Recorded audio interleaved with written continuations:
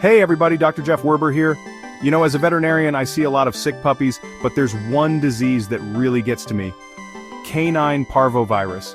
It's a highly contagious and often deadly disease, and it's heartbreaking to see puppies suffer from it. Before we start, could you please like the video, share it, and subscribe to our channel? Also, hit the notification bell for more updates. In this video, we're going to talk all about Parvo, from what it is and how it spreads to the signs and symptoms, prevention, and treatment options. I'll also separate some common myths from facts so you can be sure your furry friend is protected. So let's get started.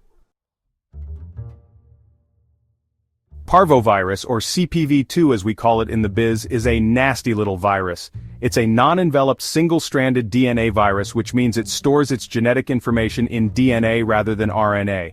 And it's tough. This thing is heat-resistant and can survive in the environment like soil for a long time, even years. This virus is tiny, only about 20 to 22 nanometers in size, but don't let that fool you. It packs a punch, especially for our canine companions. It mainly affects dogs, but we've also seen it in wolves, foxes, and other canids. Puppies are most vulnerable, but older dogs can get it too.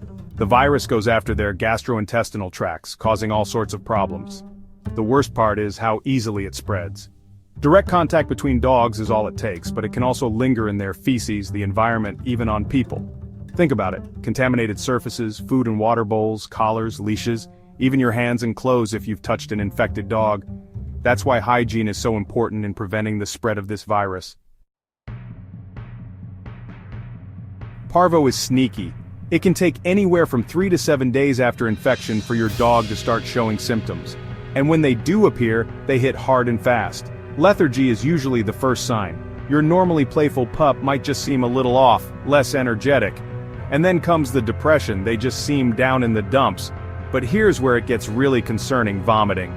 If your puppy is throwing up, especially if it's a puppy that hasn't completed its vaccinations, you need to get them to a vet ASAP. And it doesn't stop there. Diarrhea, often bloody diarrhea, is another major red flag. Your poor pup can become severely dehydrated from all the fluid loss. Loss of appetite is another telltale sign. They might refuse even their favorite treats, and their tummy might be painful to the touch. The scariest part? Most deaths from Parvo happen within 48 to 72 hours of the symptoms showing up. That's why every minute counts. If you see any of these signs, don't wait. Rush your dog to the vet or an emergency animal hospital immediately.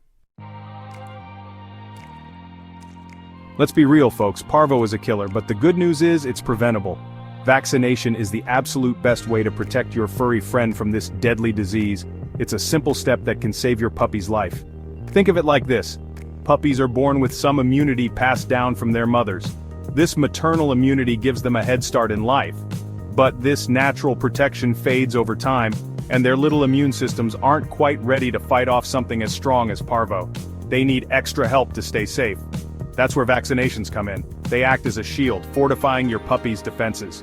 They give those developing immune systems a fighting chance. With each shot, your puppy gets stronger and more resilient. Puppies should get their first dose at around 6 to 8 weeks of age. This early start is crucial for their health, but one shot isn't enough. They need a series of boosters to build up their immunity. They need boosters every 3 weeks until they hit the 16-week mark, ensuring they are fully protected during their most vulnerable period. And then another one at a year old. This final booster solidifies their immunity. After that, it's yearly boosters to keep them protected. Regular vaccinations are key to a long, healthy life. Now, until your puppy is fully vaccinated, you need to be extra cautious. Their safety is in your hands. Avoid places where lots of puppies hang out, like dog parks or pet stores. These areas can be breeding grounds for diseases, and steer clear of any dogs whose vaccination status you're unsure about. It's not worth the risk. It's better to be safe than sorry. Vigilance now can prevent heartache later.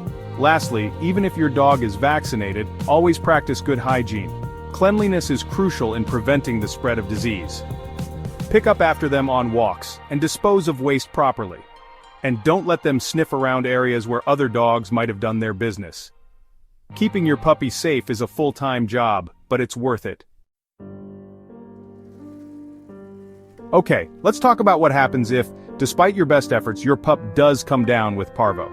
It's a situation no pet owner wants to face, but being prepared can make a significant difference. First things first, it's going to be tough, both emotionally and financially.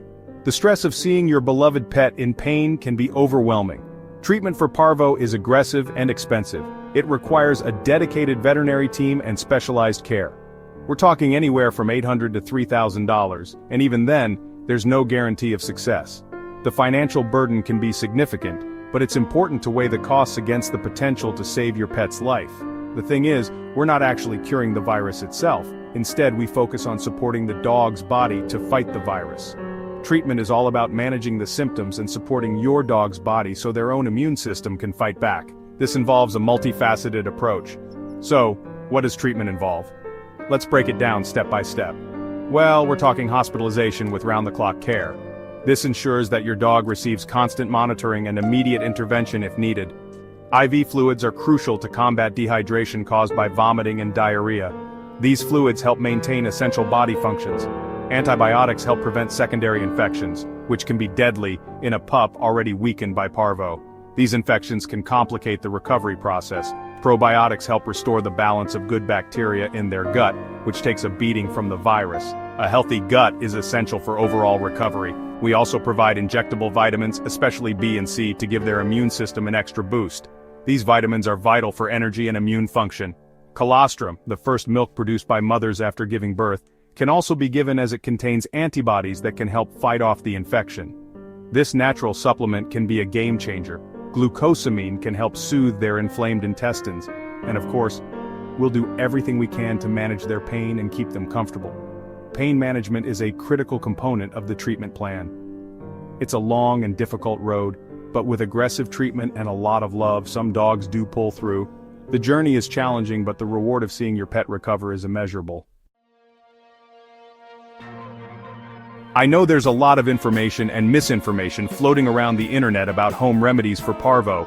It can be overwhelming trying to figure out what's true and what's not. And trust me, as a vet, I've heard it all. From the plausible to the downright dangerous. One of the most dangerous cures I've come across is giving bleach to a dog with parvo. Yes, you heard that right, bleach. The logic is that bleach kills the virus, right? But this is a huge misconception. Well, yes, it might kill the virus in the gut, but it's also highly likely to kill the dog. The risks far outweigh any perceived benefits. Bleach is toxic and corrosive. It's not something that should ever be ingested. Giving it to your dog will cause serious burns in their mouth, throat, and stomach. The pain and damage can be severe.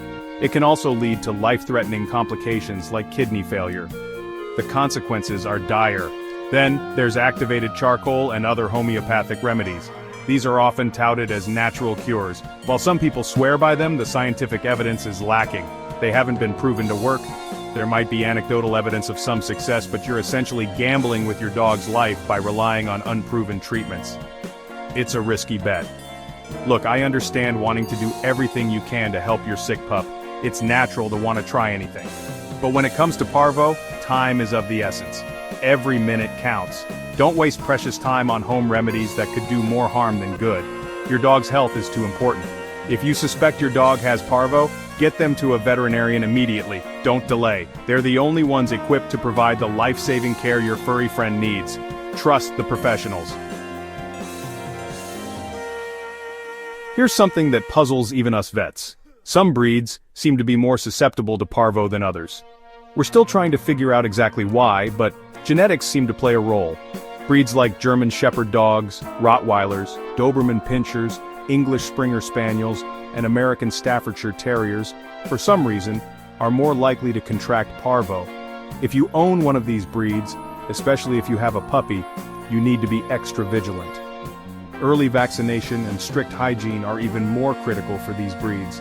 It's not to say that other breeds are immune, but these guys in particular seem to be more vulnerable. So if you're the proud parent of one of these breeds, talk to your vet about a parvo prevention plan tailored specifically to your dog. Now, I know what you're thinking. If parvo is so contagious, can I get it from my dog? The short answer is no. You can't get canine parvovirus from your dog, cat, or any other animal. Here's the thing. There are actually many different types of parvoviruses out there. Some infect humans and some infect animals, but they're species-specific. So, canine parvovirus only affects canids like dogs, wolves, and foxes. And while there is a feline parvovirus that affects cats, it's a different strain than the one that affects dogs.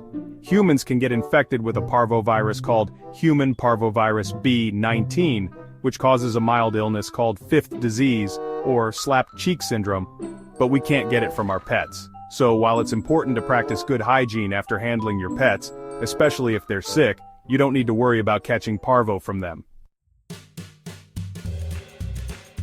Hey, hope you found this video helpful. I rarely cover such grim topics, so if you made it this far, you'll probably like these videos a bit more. If you're a subscriber, thank you. If not, what are you waiting for? Click it. And as always, catch you next time. Parvo is a serious threat, but with the right knowledge and preventative measures, you can protect your furry friend from this deadly disease. Remember, vaccination is key, and early detection can save lives. If you have any questions or concerns about Parvo, don't hesitate to reach out to your veterinarian. They're your best resource for keeping your canine companion happy and healthy for years to come. And don't forget to like this video, share it with your fellow dog-loving friends, and subscribe to my channel for more pet care tips and advice. Until next time, take care of yourselves and your furry friends.